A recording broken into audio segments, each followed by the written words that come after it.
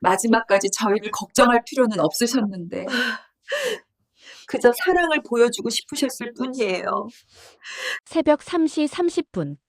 모두가 가장 깊은 잠에 빠져 있을 시간이지만 서울 변두리의 낡은 아파트 103호의 불은 벌써 켜져 있습니다. 이 집의 하루는 알람 소리가 아니라 시큼한 암모니아 냄새와 함께 시작되거든요. 오늘도 마찬가지네요. 이 집의 며느리 의숙 씨가 황급히 거실로 나옵니다. 거실 한편에 마련된 어머니의 잠자리. 이불은 이미 축축하게 젖어 있고 칠순 노모인 순자 씨는 마치 혼난 어린아이처럼 구석에 웅크리고 앉아 있습니다. 치매. 세상에서 가장 슬픈 병이라고들 하죠.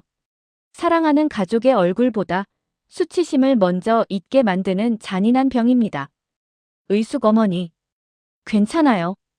놀라지 마세요. 제가 씻겨드릴게요. 자, 일어나 보세요.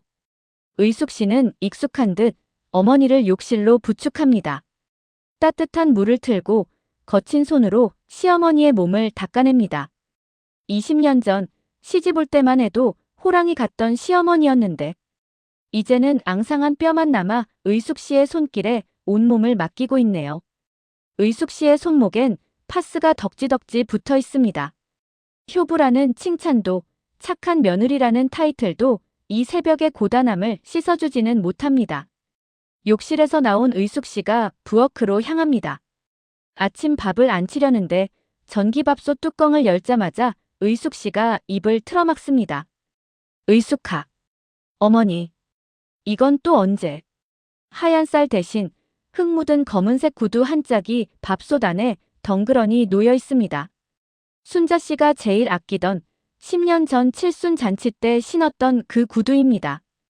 어머니의 머릿속에는 밥을 짓는 밥솥과 신발장이 뒤섞여 버린 걸까요? 의숙 씨는 그 자리에 주저앉아 구두를 꺼내 들고 한참을 멍하니 바라봅니다. 눈물이 나올 것 같지만 꾹 참습니다. 지금 울어버리면 오늘 하루를 버텨낼 힘이 빠져나갈 것 같거든요. 아침 7시. 출근 전쟁이 시작됩니다. 장남 민수 씨가 넥타이를 메고 식탁에 앉습니다. 국을 한술 뜨지만 모래알을 씹는 것 같겠죠. 그의 어깨는 천근만근입니다. 회사에서는 50대 이상 명예퇴직 신청을 받는다는 공고가 떴습니다. 부장이라는 직함은 달고 있지만 언제 책상이 빠질지 모르는 파리 목숨. 하지만 민수 씨는 티를 낼 수 없습니다. 어머니 약값에, 기저귀 값에, 대학 다니는 딸 등록금까지. 그는 대한민국의 전형적인 K- 장남이니까요. 민수 어머니, 저 다녀오겠습니다. 밥 많이 드시고. 의숙이 말 잘 들으셔야 해요. 순자 누구세요? 아저씨는 밥 먹고 가요. 민수 씨의 가슴이 쿵 내려앉습니다. 어제까지만 해도 아들을 알아보셨는데 오늘은 또 낯선 아저씨 취급입니다. 민수 씨는 쓴웃음을 지으며 현관을 나섭니다.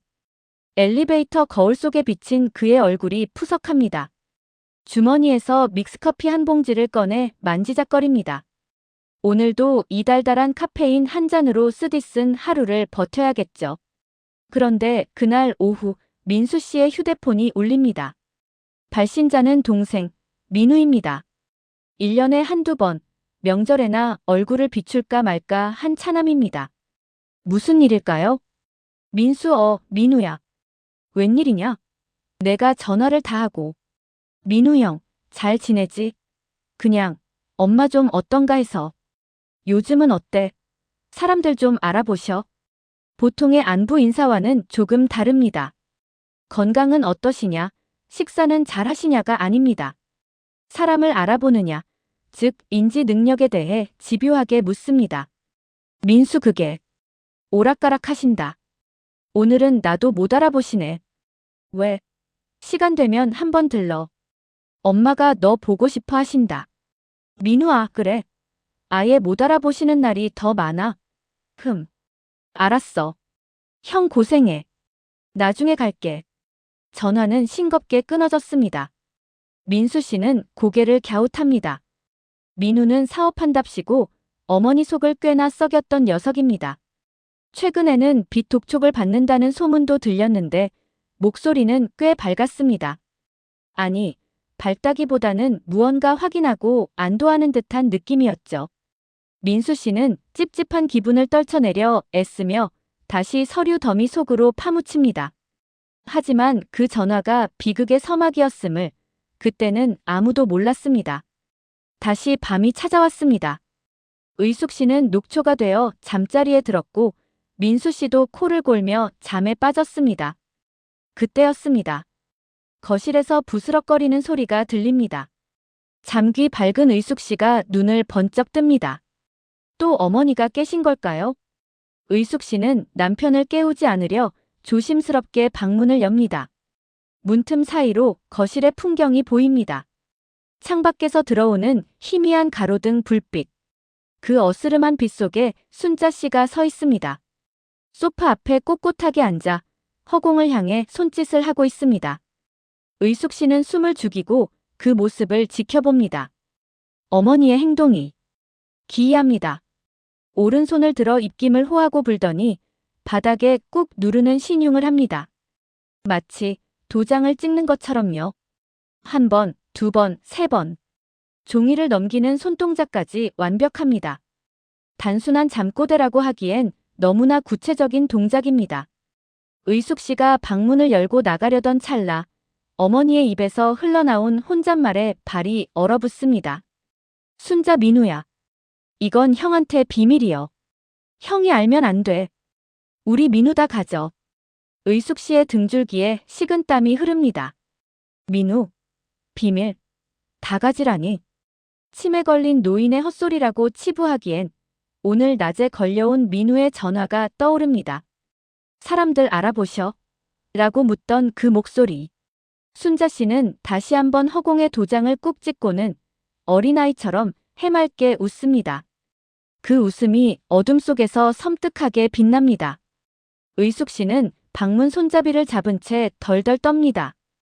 어머니의 머릿속 지우개는 정말 모든 기억을 지운 걸까요? 아니면 지워져서는 안 될 기억이 튀어나온 걸까요? 평온해 보이던 이 집에 보이지 않는 균열이 시작되고 있었습니다.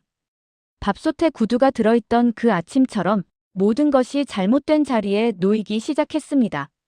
과연 어머니가 찍은 그 기억의 도장은 어떤 파국을 불러오게 될까요? 의심은 잉크처럼 번진다고 하죠. 한번 종이에 묻으면 아무리 지우려 해도 거뭇한 자국을 남기니까요. 그날 밤 어머니의 기이한 도장 놀이를 목격한 뒤 며느리 의숙 씨의 일상은 조금 달라졌습니다. 그녀는 이제 며느리가 아니라 탐정이 되기로 했습니다. 주방 식탁 한 구석, 콩나물 값 적던 가계부 옆에는 작은 수첩 하나가 놓였습니다. 이름하여 치매 관찰일지. 하지만 그 내용은 병상 일지가 아니라 범죄의 퍼즐 조각들을 맞추는 기록이었습니다. 의숙엔 11월 16일 새벽 2시. 민우가 비밀이랬어. 11월 17일 오후. 법무사 사무실 커피가 참 달더라. 11월 19일. 택시 타고 멀리 갔지. 의숙 씨가 수첩을 덮습니다. 단순한 헛소리라기엔 장소와 인물이 너무나 구체적입니다. 불안한 예감이 그녀의 등을 떠밉니다. 결국 의숙 씨는 남편 민수 씨에게 등을 떠밀다시피 해구청으로 보냅니다. 혹시나 하는 마음, 아니, 제발 아무 일도 아니길 바라는 마음으로 말이죠. 오후 2시, 구청 민원실. 민수 씨는 어머니의 인감과 신분증을 들고 창구 앞에 섰습니다. 단순한 서류 확인입니다.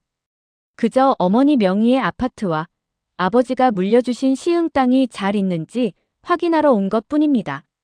창구 직원이 무미건조한 표정으로 키보드를 두드립니다. 그리고 윙마이너스 하는 기계음과 함께 A사 용지가 출력됩니다. 민수저. 선생님, 이게 맞나요? 혹시 전산 오류 아닙니까? 민수 씨의 손끝이 파르르 떨립니다. 등기부등본 소유자 란에 찍힌 이름. 어머니 박순자가 아닙니다. 민, 우. 동생의 이름 세 글자가 굵은 고딕체로 박혀 있습니다. 그것도 아주 선명하게요. 등기 원인은 매매. 접수 일자는 불과 6개월 전. 민수 씨가 어머니를 모시기 시작하고 치매 증세가 막 보이기 시작했던 바로 그 시점입니다. 민수 씨는 눈을 비비고 다시 봅니다. 하지만 글자는 바뀌지 않습니다. 아파트뿐만이 아닙니다. 시흥 땅 1200평도 같은 날, 같은 시각에 동생 앞으로 넘어가 있었습니다. 30년 동안 아버지가 피땀 흘려 지켰고 어머니가 허리띠 졸라매며 지켜온 가족의 터전이었습니다. 장남인 민수 씨가 낡은 양복을 기워 입으며 지켜온 그 유산이 코빼기도 안 보이던 차남의 주머니로 몽땅 들어가 버린 겁니다. 하지만 비극은 여기서 끝나지 않았습니다. 민수 씨는 혹시나 하는 마음에 은행으로 달려갑니다. 어머니의 병원비와 만약을 대비해 모아두셨던 정기예금 2억 원. 직원은 난처한 표정으로 모니터를 돌려 보여줍니다. 직원 고객님, 이 계좌는 이미 6개월 전에 해지되셨습니다. 전액 현금 인출하셨고요. 대리인은 박민우님이시네요. 잔고 0원. 민수 씨의 머릿속이 하얗게 변합니다. 이 돈은 어머니의 생명줄입니다. 나중에 요양원에 가게 되더라도 자식들한테 짐 되기 싫다며 어머니가 꼬깃꼬깃 모아온 피눈물 같은 돈이었습니다. 그걸 동생놈이 도박빚을 막으려고 홀라당 빼가 버린 겁니다. 민수 씨는 운전대를 잡습니다. 어디로 가야 할지는 명확합니다. 눈에서는 눈물이 흐르는데 입에서는 짐승 같은 으르렁거림이 터져 나옵니다. 민수 박민우. 문 열어. 문 열라고 이 새끼야. 민우의 오피스텔 문이 열립니다. 동생 민우는 이제 막 잠에서 깬 듯 부스스한 얼굴입니다. 형의 시뻘건 눈을 보고도 그는 당황하지 않습니다. 오히려 올게 왔다는 듯 입가에 비릿한 미소를 띠고 있습니다. 민우 아이고 형님. 전화도 없이 웬일이야? 무슨 일 났어? 민수 너. 내가 사람 새끼냐? 어머니 재산 다 어떻게 된 거야? 아파트, 땅, 통장까지. 내가 다 훔쳐간 거지. 뭐? 민수 씨가 서류 뭉치를 민우의 가슴팍에 집어 던집니다. 종이들이 눈처럼 흩날리며 바닥에 떨어집니다. 민우는 바닥에 떨어진 등기부등본을 구두발로 툭툭 칩니다. 그리고 아주 태연하게 형의 가슴에 비수를 꽂습니다. 민우 훔치다니. 말씀 섭섭하게 하시네. 엄마가 주신 거야. 엄마가 정신 멀쩡하실 때 형보다는 내가 더 걱정된다고 챙겨주신 거라고. 민수 거짓말 마.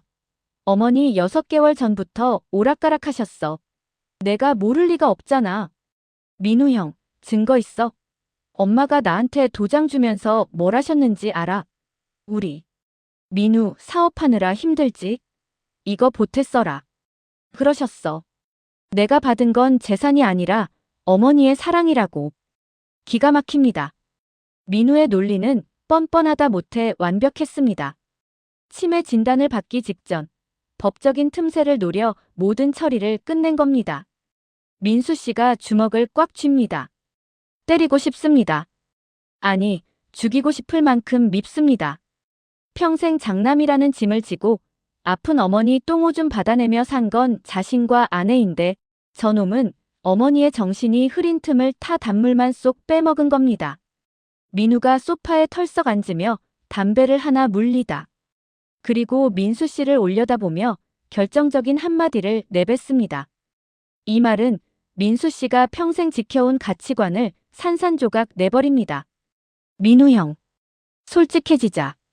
형이 똥 기저귀 갈면서 효자 노릇할 때 나는 법적으로 확실하게 실속을 챙긴 거야. 억울해. 그럼 형도 진작 챙기지 그랬어. 법적으로는 아무 문제 없으니까 소송 걸든가 마음대로 해. 아, 변호사비는 있으려나 몰라. 민우는 탁자 위에 놓인 서류 뭉치를 다시 형의 얼굴을 향해 휙 던집니다.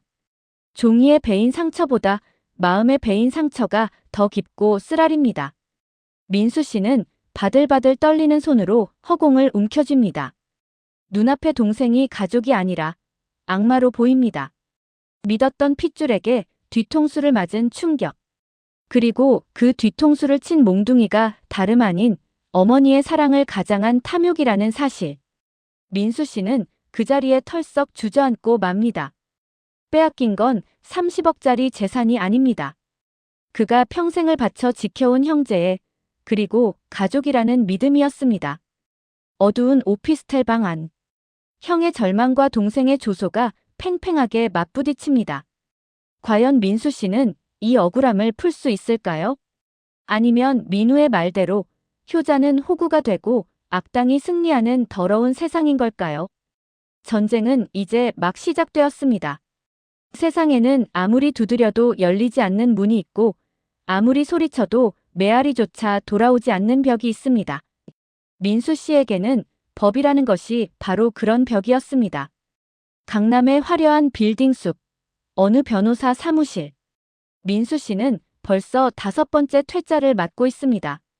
상담 테이블 위에 놓인 어머니의 진단서와 등기부등본. 하지만 변호사의 표정은 건조하기 짝이 없습니다. 마치 남의 집 불구경하듯 딱딱한 법률 용어만 나열할 뿐이죠.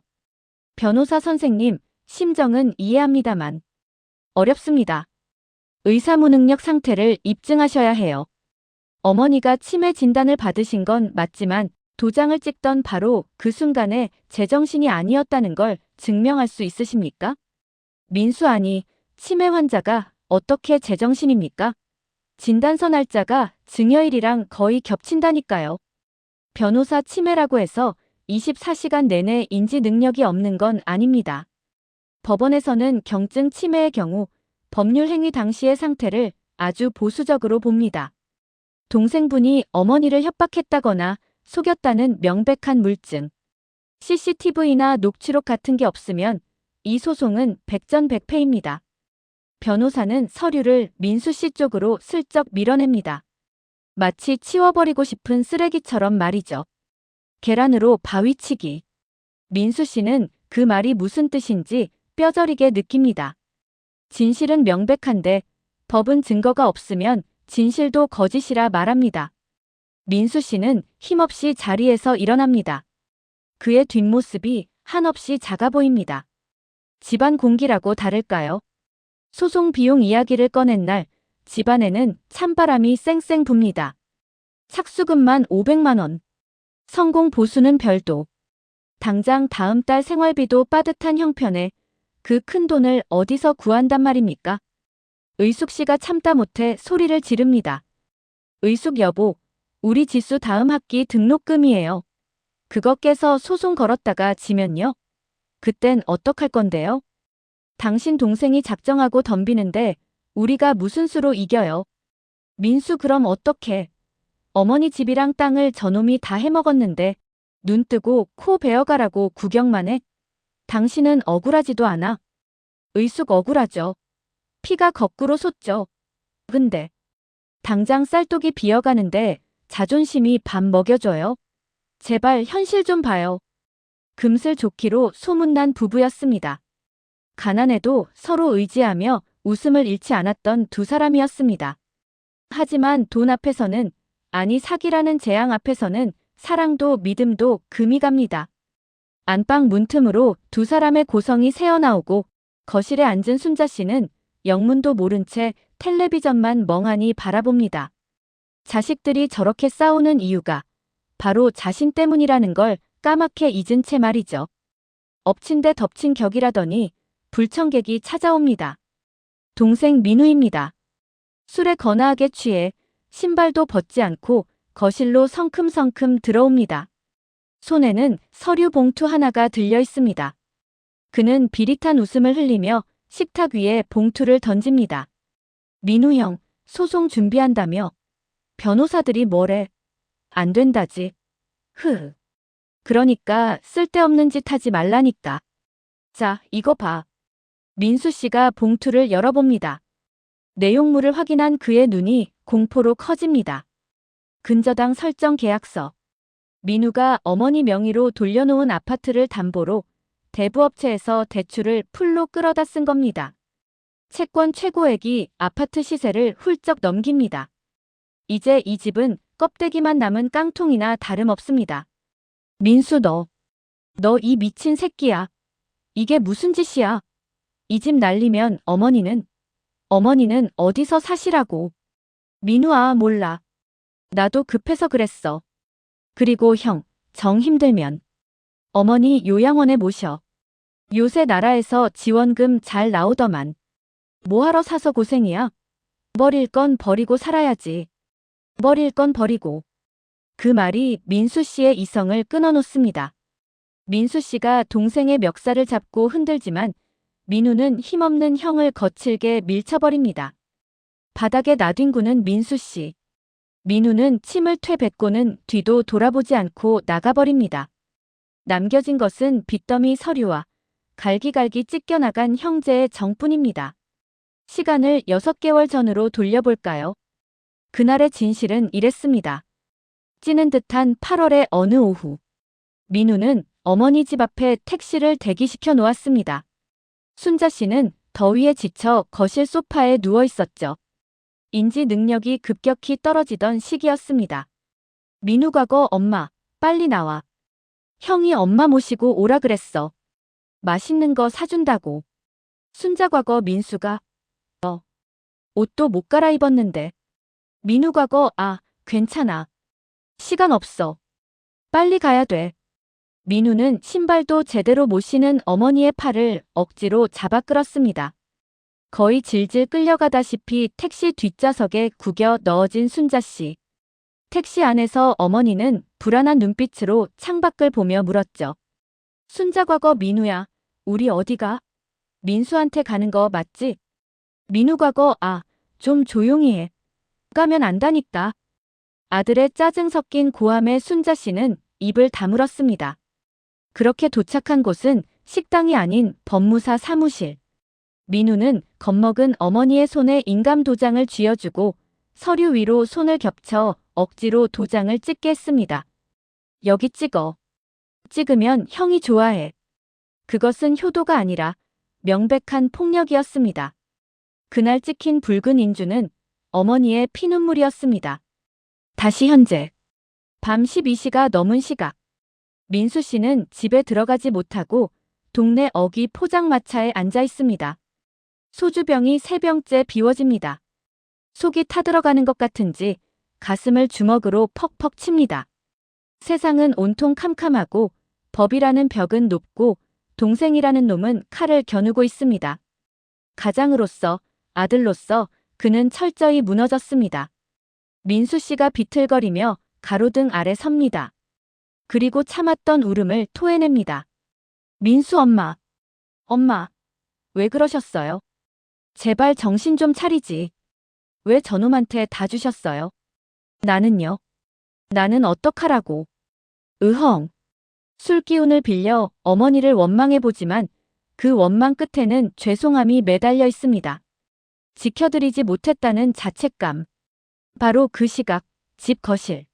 순자 씨는 잠들지 않고 소파에 앉아 현관문만 바라보고 있습니다. 시계 바늘이 새벽 일시를 향해 가지만 꼼짝도 하지 않습니다. 의숙 씨가 나오며 묻습니다. 의숙 어머니, 왜 안 주무세요? 순자 씨가 해맑은 그러나 슬픈 눈으로 대답합니다. 순자, 우리 민수 올 때 됐는데. 배고플 텐데. 밥 줘야 하는데.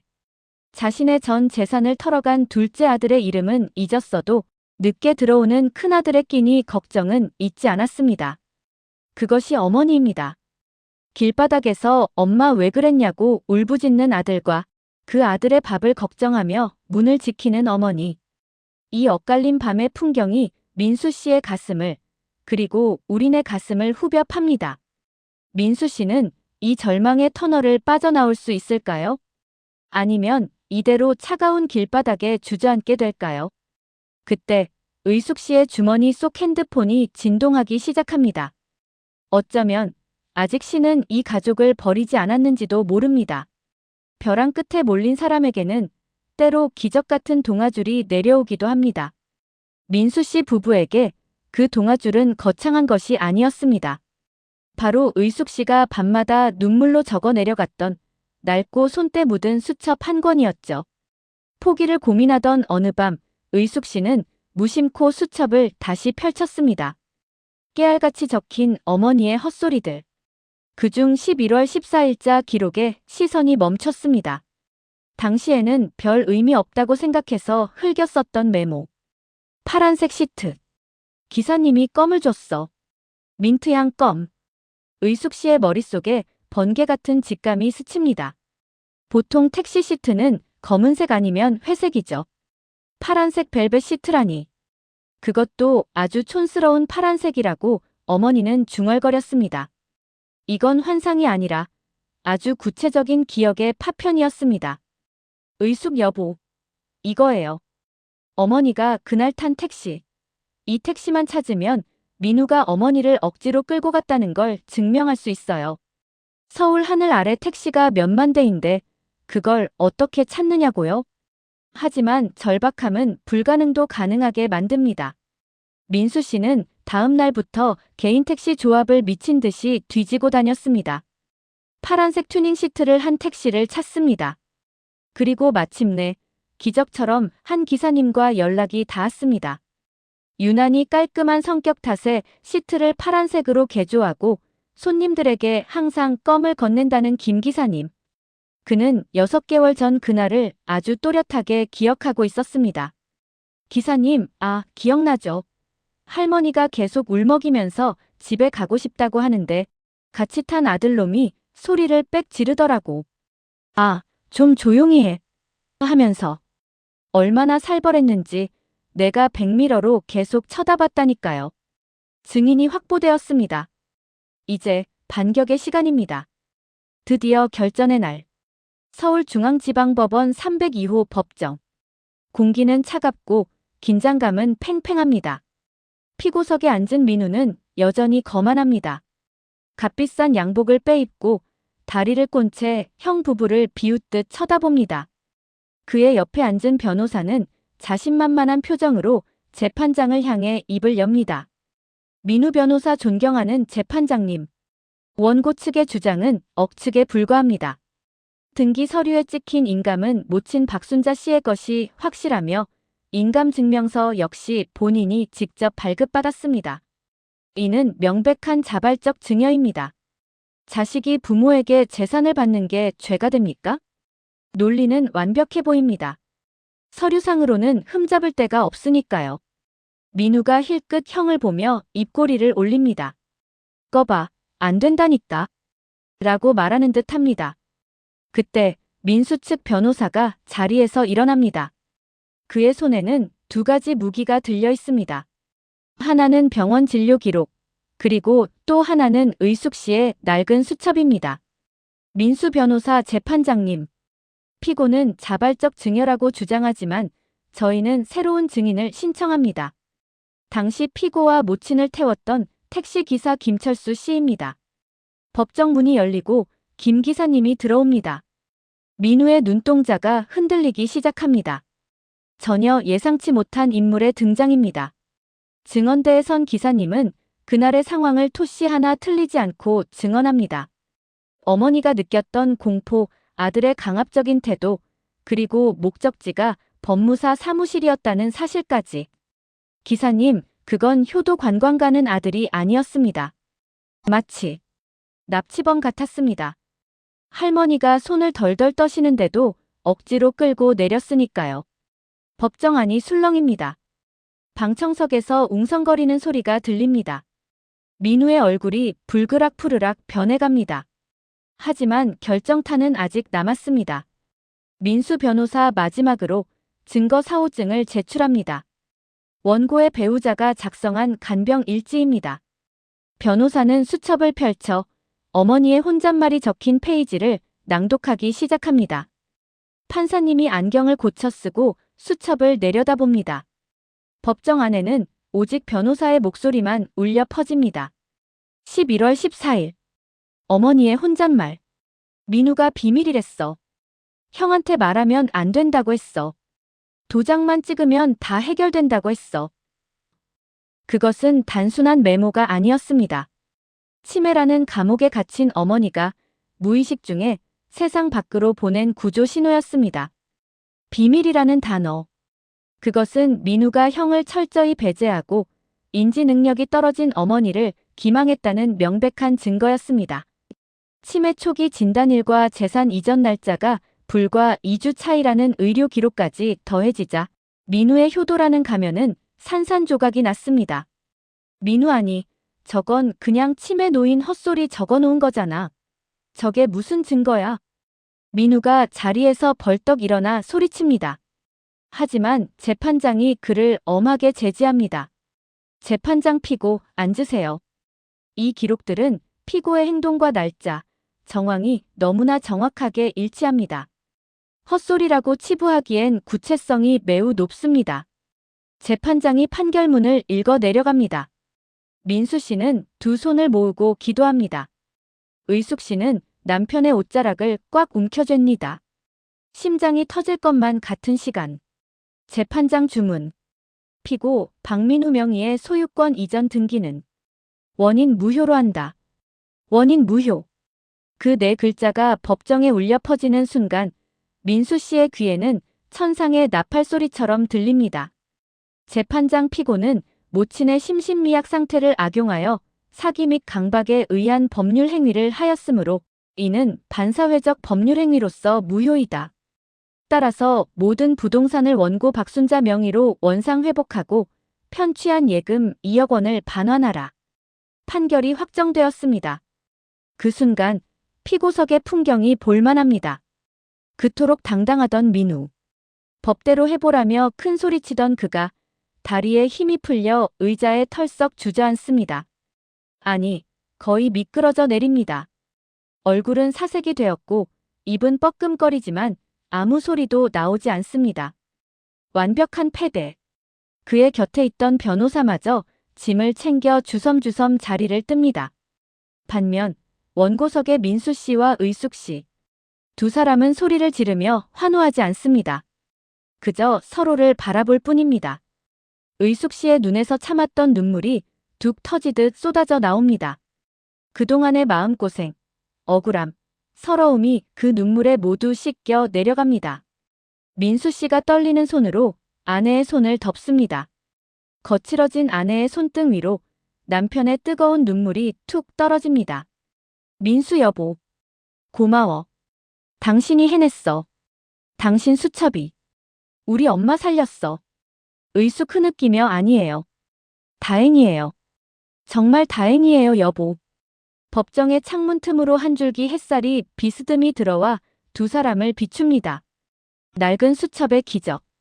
진실은 늦더라도 반드시 도착한다는 것을, 그리고 정의는 거창한 권력이 아니라 가족을 지키려는 작은 관심과 사랑에서 시작된다는 것을 보여준 순간이었습니다. 악은 처단되었고 빼앗긴 것들은 제자리를 찾게 되었습니다. 하지만 아직 한 가지 숙제가 남았죠. 상처 입은 가족의 마음. 그 마음의 등기부등본은 어떻게 회복해야 할까요? 이야기는 이제 마지막 장, 진정한 치유를 향해 나아갑니다.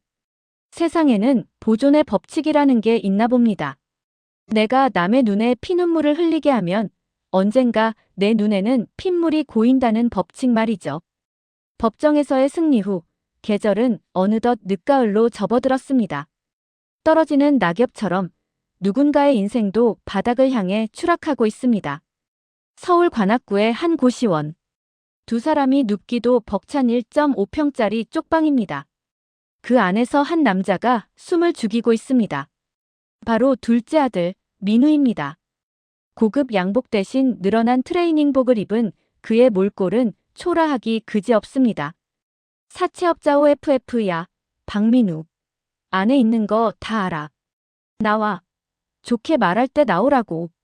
재판에서 패소한 뒤 모든 게 도미노처럼 무너졌습니다. 아파트를 담보로 빌렸던 사채는 걷잡을 수 없이 불어났고 아내는 이혼 서류 한 장 달랑 남기고 떠났습니다. 어머니의 재산을 탐하다가 자신의 재산은 물론이고 사람 구실할 기회마저 잃어버린 겁니다. 민우는 귀를 틀어막고 웅크립니다. 찬밥 덩어리를 라면 국물에 말아먹으며 그는 무슨 생각을 하고 있을까요? 후회일까요? 아니면 여전한 원망일까요? 확실한 건 그에게 남은 가족은 이제 차가운 벽뿐이라는 사실입니다. 반면 민수 씨네 풍경은 다릅니다. 주말 오후 근처 공원으로 나들이를 나왔습니다. 휠체어에 앉은 어머니의 무릎에는 따뜻한 담요가 덮여 있고 며느리 의숙 씨가 그 매무새를 만져줍니다. 민수 씨는 휠체어를 밀며 천천히 걷습니다. 민수 어머니, 공기 좋죠? 단풍이 아주 빨갛게 들었어요. 저기 보세요. 순자 씨는 멍하니 붉은 단풍을 올려다봅니다. 법정 싸움은 끝났지만 어머니의 병세는 조금씩 깊어지고 있었습니다. 이제는 아들의 이름조차 가물가물해 하시는 날이 많았죠. 그런데 기적은 아주 조용히 찾아옵니다. 벤치에 잠시 앉아 쉬던 때였습니다. 순자 씨가 갑자기 의숙 씨의 손을 잡습니다. 설거지와 빨래로 거칠어진 며느리의 투박한 손입니다. 순자 아가, 손이 왜 이렇게 텄니? 거칠어서 어쩌노? 의숙 씨가 놀라서 고개를 듭니다. 어머니의 눈빛이 맑습니다. 마치 10년 전 총기 넘치던 그 눈동자로 돌아와 있습니다. 의학적으로 선망이 잠시 거치는 마지막 명료함의 순간이라고 하죠. 의숙 어머니, 저 알아보시겠어요? 저 의숙이에요. 순자 알지? 내가 우리 며느리를 왜 몰라? 미안하다. 내가 정신이 없어서 너를 너무 고생시켰다. 순자 씨의 눈에서 눈물이 주르륵 흐릅니다. 그 눈물은 민수 씨를 향합니다. 어머니는 떨리는 손을 뻗어 큰아들의 뺨을 어루만집니다. 순자 민수야. 내 새끼.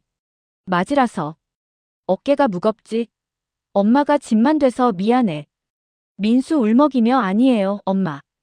그런 말 마세요. 건강만 하세요. 순자 씨가 힘겹게 숨을 고르며 마지막 유언 같은 말을 남깁니다. 순자 그리고 민우. 너무 미워하지 마라. 못난 놈이라도 내 동생 아니냐? 형인 내가 품어줘라. 끝까지 못난 자식을 걱정하는 어머니.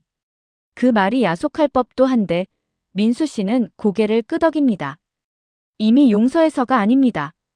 어머니의 마지막 부탁을 거절할 수 없어서 그리고 그것이 어머니라는 존재의 한없는 사랑임을 알기 때문입니다. 민수 씨는 어머니를 와락 끌어안습니다. 가을바람에 낙엽이 우수수 떨어져 그들의 어깨 위에 내려앉습니다. 시간은 흐르는 물과 같아서 슬픔도 기쁨도 씻고 지나갑니다. 1년 뒤 식탁 위에는 김이 모락모락 나는 된장찌개가 놓여 있습니다. 하지만 숟가락은 3벌이 아니라 2벌입니다. 순자 씨는 지난 겨울 조용히 눈을 감으셨습니다. 빈자리는 크지만 남은 가족들은 다시 웃으며 밥을 먹습니다. 의숙 여보, 찌개간 맞아요? 어머니가 끓여주시던 맛이 안 나네. 민수 아니야, 맛있어. 당신 손맛이 이제 어머니 닮아가나 봐. 두 사람은 빈방을 한번 쳐다보고는 미소 짓습니다. 슬픔은 무뎌지고 그 자리에 그리움이 따스하게 채워졌습니다. 식사를 마치고 의숙 씨가 어머니의 유품을 정리하러 방으로 들어갑니다. 장롱 깊숙한 곳, 곰팡내 나는 낡은 버선 한 짝이 나옵니다. 이게 왜 여기 있지? 하고 뒤집어 보니 꼬깃꼬깃 접힌 무언가가 툭 떨어집니다. 1,000원짜리, 5,000원짜리. 시장에서 거스름돈으로 받은 쌈짓돈들입니다. 다리미로 펴놓은 듯 반듯하게 개어놓은 지폐 뭉치. 그리고 그 사이에 삐뚤빼뚤한 글씨로 적힌 메모지 한 장이 끼어 있습니다. 치매가 오기 전, 아니 정신이 들 때마다 몰래 적어두셨던 걸까요? 순자엔 우리 큰아들 민수야. 우리 며느리 의수가. 고맙다. 이 돈 모아서 맛난 거 사 먹어라. 나는 너희 덕분에 참 행복했다. 의숙 씨는 그 자리에 주저앉아 펑펑 웁니다. 수십억짜리 아파트보다 수천 평 땅보다 더 값비싼 유산. 그것은 바로 자식들을 향한 어머니의 기억과 감사였습니다. 민수 씨도 달려와 그 쪽지를 봅니다. 글씨는 삐뚤빼뚤하지만 그 안에 담긴 사랑은 그 어떤 명필보다 바르고 곧습니다. 드라마는 이제 막을 내립니다. 민수 씨와 의숙 씨가 베란다에 서서 밤하늘을 올려다봅니다. 저 하늘 별 중 하나가 되어 내려다보고 계실 어머니. 나뭇잎은 떨어져 흙으로 돌아가지만 그 덕분에 나무는 겨울을 나고 다시 봄을 맞이합니다. 부모님은 떠나셨지만 그 사랑은 뿌리가 되어 우리를 지탱합니다. 우리가 흔들리지 않는 건 보이지 않는 땅 속에서 우리를 붙잡고 있는 그 단단한 뿌리 덕분일 겁니다. 지금 여러분의 곁에 계신 부모님께 안부 전화 한 통 드리는 건 어떨까요? 기억이 사라지기 전에 사랑한다는 말을 도장처럼 꾹 찍어드리세요. 가장 비싼 유산은 돈이 아니라 바로 함께한 시간이니까요.